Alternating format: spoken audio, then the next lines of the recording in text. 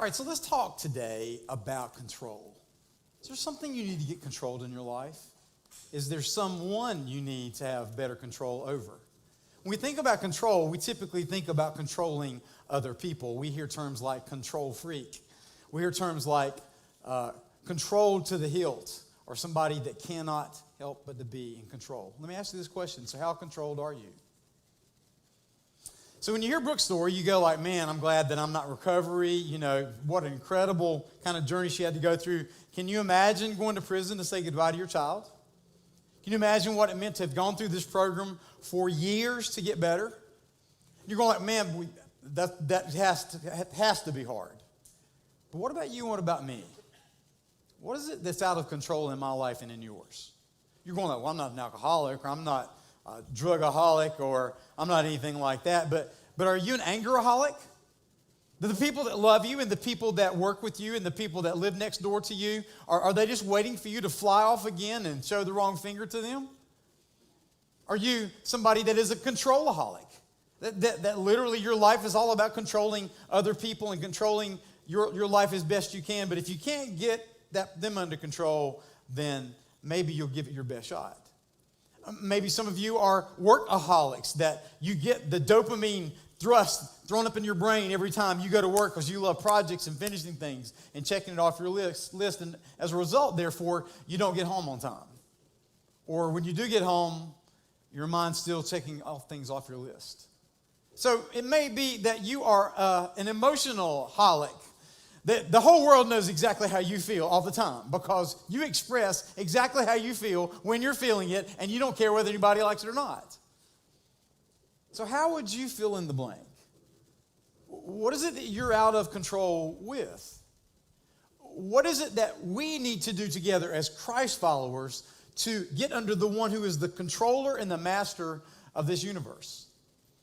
So today we're diving into the third of what we call the Beatitudes. It's Jesus' most famous sermon. It's something that literally impacts our life in incredible kinds of ways. And the great thing about these Beatitudes is that they are not untethered together. I used to think years and years ago that ultimately Jesus got up on the mountain and he sat down. When Hebrews sat down to give a sermon, it was like something very important, so it meant you guys pay attention. And he said, yeah, blessed are the poor in spirit. That's a good thing. That sounds very poetic. For theirs is the kingdom of heaven. Blessed are those that mourn. Yeah, that's good. For they'll be comforted. And then blessed are the one we're going to talk about today. Instead, I want us to understand that all of us has something we need to get control over.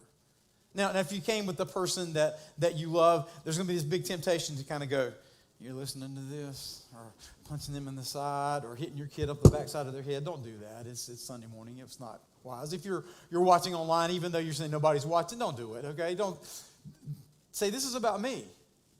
What am I going to do with it? Here's the thing that I read about this week that I thought was really fascinating. So the recovery programs, Narcotics Anonymous, Alcoholics Anonymous, etc., have what they call the 12 steps of recovery. Now, for years, I've looked at the 8 steps Jesus gives us and then the 12 steps of recovery and realized that if you go and compare them, they rip them off from Jesus and the Beatitudes. More about that later. But what I'll say to you is this. I heard this week a statistic that 99% of people get better in the recovery movement if they do the final principle in recovery. You know what the final principle of recovery is? You help somebody else recover. It's the 12th step. So here's the thing. We can make our lives be all about us, and we can make things line up for one another and for ourselves. If it's not workaholic, maybe some of you are an ambitionaholic or you're a greedaholic. All you ever want is just a little bit more than you're ever going to have. Or maybe what you want to do is you want to knock the person off of the ladder upstairs on the next rung of success so that you can just go and take their ladder. If that's what you're thinking about, those are the things that rule your life. As a matter of fact, one of our gentlemen in the lobby said, you know what I've discovered sin is? Sin is wanting anything in my life more than I want God. And he said, by the way, about himself, I am a controlaholic. I have to admit it to you. So here's what I want you to see. I thought maybe this word picture would help us, and so I'm going to be doing this each week. So These are carabiners. These are things that climbers hook into a rope. They put it through a thread, and they are able to hang off of the side of the mountain. Each one of these carabiners is 7 kilonewtons. I didn't know what that was, so I looked it up. You know, I'm kind of 7th grade, 3rd month. And a kilonewton is able of holding all by itself 1,655 pounds. Isn't that amazing? That can hold that much weight. But here's what I want you to see, and I think is a word picture God's given me so we can understand what this means. Each one of these beatitudes, each one of these steps of recovery, for those of you that are watching online and in this room that are in recovery, is like a link in the chain. So if you say, blessed are the poor in spirit, for theirs is the kingdom of heaven, then you link it with, blessed are those who mourn, or blessed are those who mourn, for they shall be comforted. And then you link it with the third one today we're going to talk about, blessed are the meek, for they shall inherit the earth. Imagine 1,645 or 655 3 times. Placed sideways, it can hold 3 times more than it can hold alone. So we need to see that these attitudes, these principles of recovery are like links in God's chain. And as we practice these in our lives, we can get better. So let's first of all go to that first word, blessed. By the way, how many people in this room say it the old King James way, kind of like New King James, blessed? Hold your hand up. It's okay. I kind of default that way. You know, I was born in the 60s and I kind of do that. How many of you say blessed? All right, so you guys know what blessed is like, don't you? You see people that are all the time humble bragging on social media.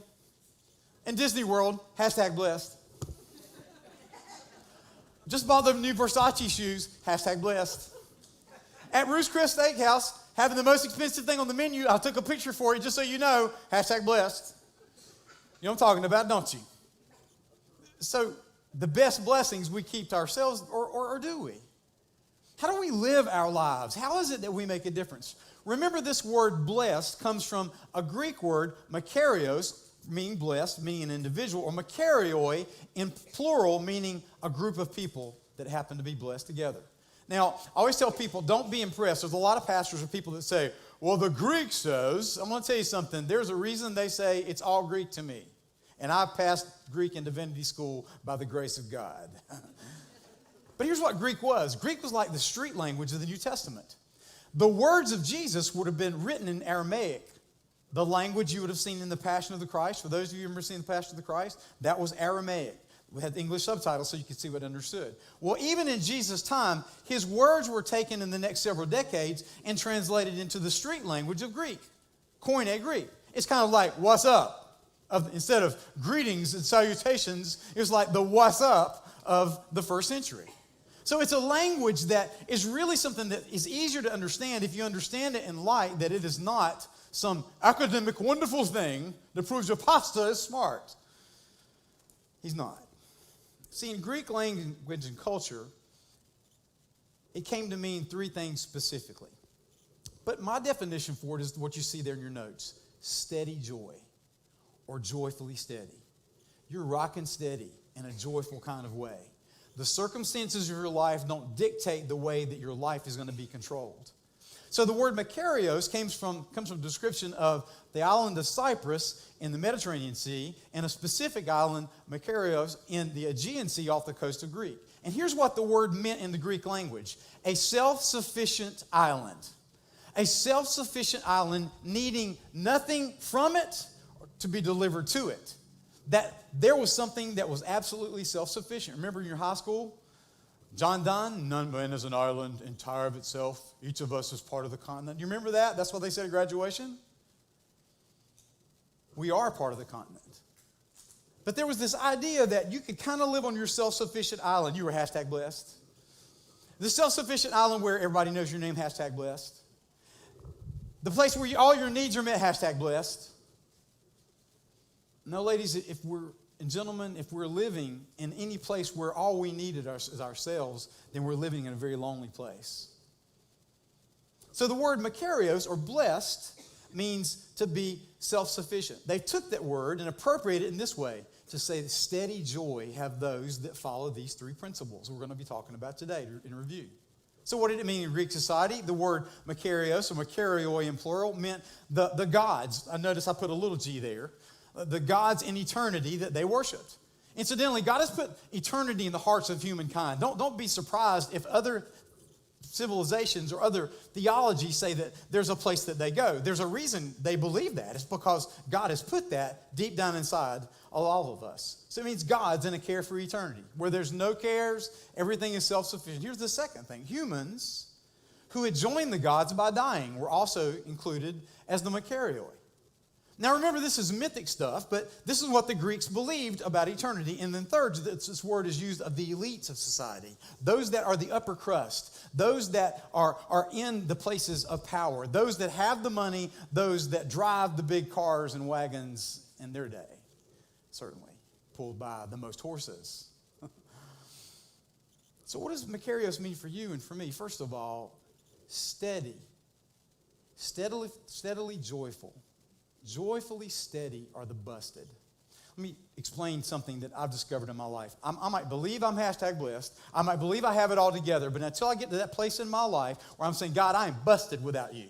I don't have the resources. I don't have the love. I don't have the patience. I don't have the desire. I don't have what it takes, God. I cannot do it on my own. If you are still living in such a way that you're depending only on yourself to save yourself, you haven't understood the grace of God yet. Because we talked about last week what it means to understand that we're busted. It's linked to the next principle, much like this link in the chain. Blessed are those who are longing. Blessed are not just the poor in spirit, for theirs is the kingdom of heaven. Joyfully steady are also those people who are longing. That's my definition for the word mourn. Those people that mourn are longing for someone that they have lost or that has gone into eternity to their reward. Longing means longing for a better me, for nothing to take God's place in my life and being sad for my sin, then longing for the things, all the things that break the heart of God. And then longing for a better world. Let me ask you a question. How many of you want to have a better world? You know who's going to make it better? You are. You are the salt of the earth. You are the light of the world. For God so sent his only Son so that whosoever believes in him shall not perish but have everlasting life. For God did not come into the world to condemn the world, but to save it. We are God's plan A, and there is no plan B. No politician, no system of thought, no thing can take the place of what God has told us through his word, which is ageless, and lived out in our lives under God's control. God can take that power, and when you link yours with mine and we put ours together, the strength of us linking together is what changes the world. So joyfully steady are the busted, principle number one. Recovery principle, joyfully steady, that's the microphone. Joyfully steady are the longing. Blessed are those who mourn, for they will be comforted. Notice when Jesus says, you're blessed if you do this, there's always a reward. Now, what is the third one? Recovery principle number 3 is specifically, joyfully steady are the powerful. Specifically, controlled power. What do I mean by that? I would make an argument. I'm not a Greek scholar or a Hebrew scholar of the languages in which the Bible is written or translated. But I would make an argument that this word that is translated into the English language is the worst translated word in all the Bible. You know what it is? Blessed are the meek, for they will inherit the earth. Now here's why I think that is such an awful translation. I love the people that translate that way, and I get it, but I think we need to go and dive in and dig in deeper to know what it really means. Every time I hear this word, though, I go back to my childhood. Now, I'm a child of the 60s, and I was allowed to watch stuff that some of you weren't allowed to watch. Anybody ever watch the Addams Family? Remember that? Oh, some of you did that. Addams Family, okay. I kind of remember that. Dust off the cobwebs, right? And they came on, and dun-dun-dun-dun, neat, dun-dun-dun-dun, sweet, dun-dun-dun-dun, dun-dun-dun-dun, dun-dun-dun-dun, petite. Well, in my mind, I've always associated the word meek with that as well. Meekness is not what we tend to think it is. Meekness is not weakness. We tend to think of people that are meek or people like, I'm just nobody. I'm just really, really humble, and nobody loves me. Everybody hates me. I'm just going to go eat some worms. I hope I can have something to eat today. I'm just really, really humble and really, really meek. That has nothing to do with this word. Ladies and gentlemen, the devil has stolen this word and tried to take its power away from it. We need to understand what this means. So meek equals powerful, Pastor Ray. How is meekness powerful? But back to the Greek language, we've got to understand what it means. The word for meekness in Greek is praiotes. Everybody say praiotes. Say it again, just like you pray, praiotes. Very good. So praiotes literally means gentle and humble. Now, you're probably going, well, that's really not that much better, but I need to explain where we're going with this. So we developed something up here that I want you to take a look at. It's kind of a spectrum. Aorgesia is on this side. Everybody say aorgesia. So you guys are smart. You're learning Greek here in church. This one on this side is orgilates. All right, so that doesn't really help you. You're going like, I hear these weird Greek words. Right in the middle, though, is this word praiotes. And over here, you see the word Aristotle. Anybody ever heard of Aristotle?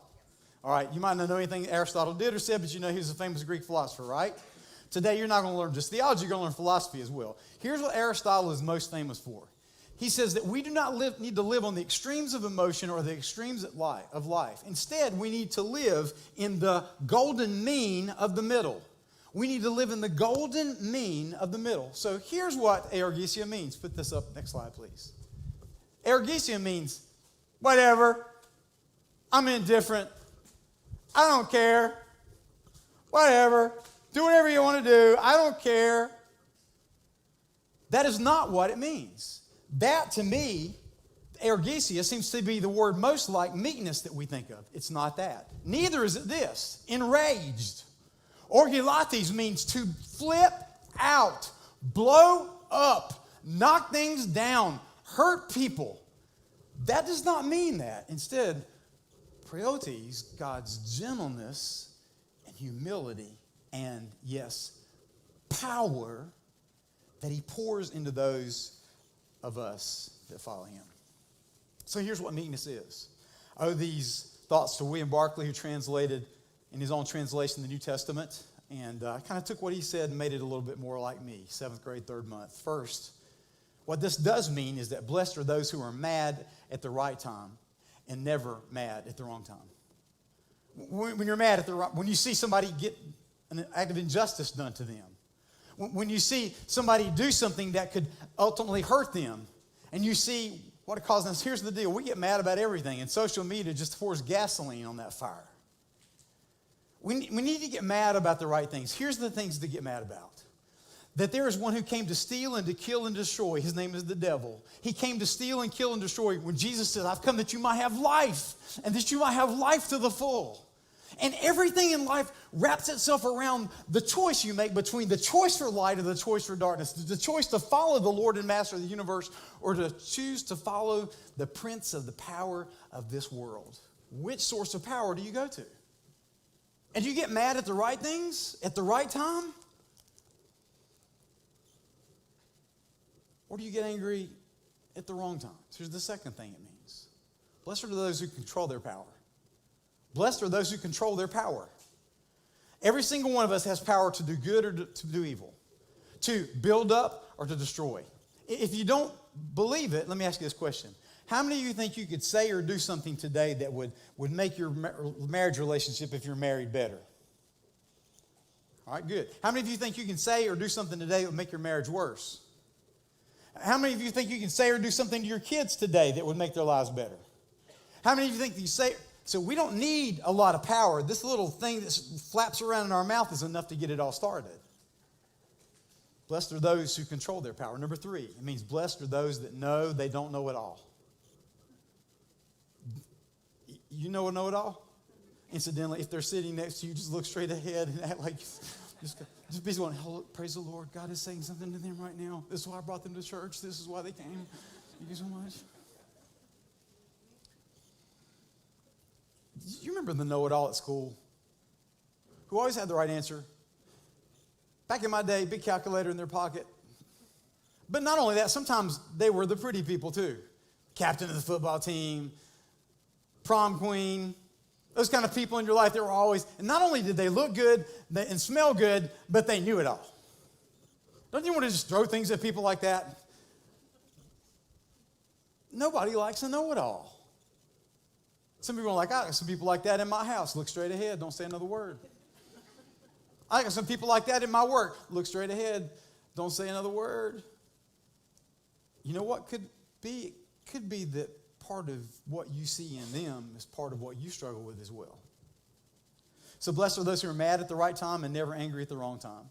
Blessed are those that control their power. Number 3, blessed are those that know without knowing at all, and they know they don't know it all.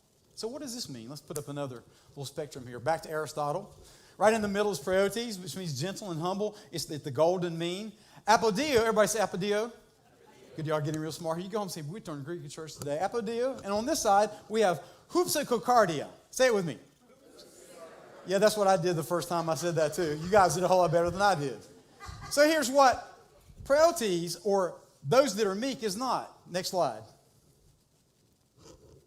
It's not those that cower and are scared and afraid to do anything and paralyzed by fear. That's not meekness. Neither is it lofty-heartedness, the know-it-all. Yeah, I got all the answers and God owes me $2 million.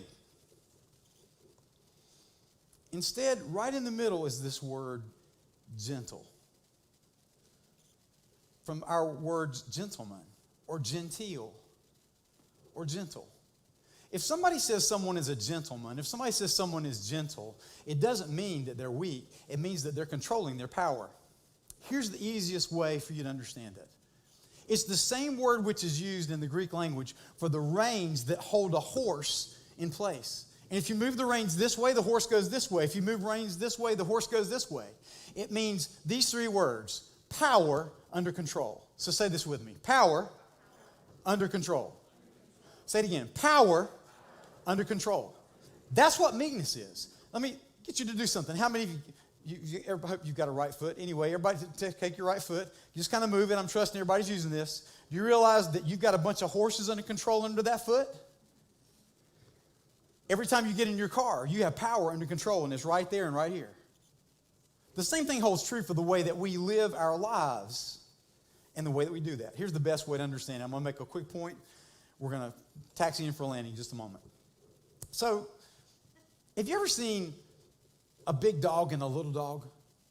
And the little dog's kind of picking on the big dog. You know, the little dog's running around going, big dog's just kind of sitting there. Some of y'all got dogs like this at home, right? There's a big dog, he's just kind of sitting there. And the little dog's biting, all that kind of stuff. And then after a while, the big dog just has enough and he kind of goes, and the little dog goes, you know what I'm talking about? The big dog is the dog with the power. The little dog is the one that's yapping. How many of you have a little brother? How many have a little sister? You know what I'm talking about, don't you? My little brother Richard, when he was young, and we would watch Channel 2, Channel 3, Channel 6, or Channel 9 back in the day.